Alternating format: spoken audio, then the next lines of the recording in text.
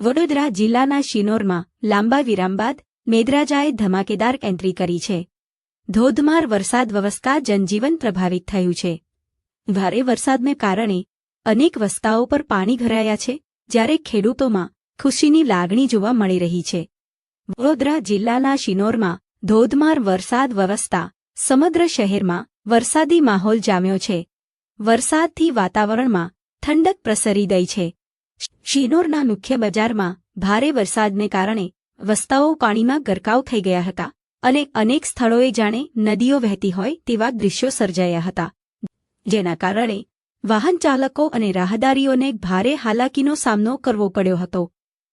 Shinor railway ગરનાળા નીચે વરસાદી પાણી ભરાઈ જતા વાહન વ્યવહાર પ્રભાવિત થયો હતો અને અનેક વાહનોને પસાર થવામાં મુશ્કેલી પડી હતી. બીજી તરફ લાંબા સમયથી વરસાદની રાહ જોઈ રહેલા ખેડૂતોમાં ખુશીની લાગણી છવાઈ રહી છે. વરસાદથી વાવણી અને પાક માટે આશાનું નવું કિરણ જાગ્યું છે. હવામાન વિભાગે આગામી દિવસોમાં પણ વરસાદી માહોલ યથાવત રહેવાની શક્યતા વ્યક્ત કરી છે.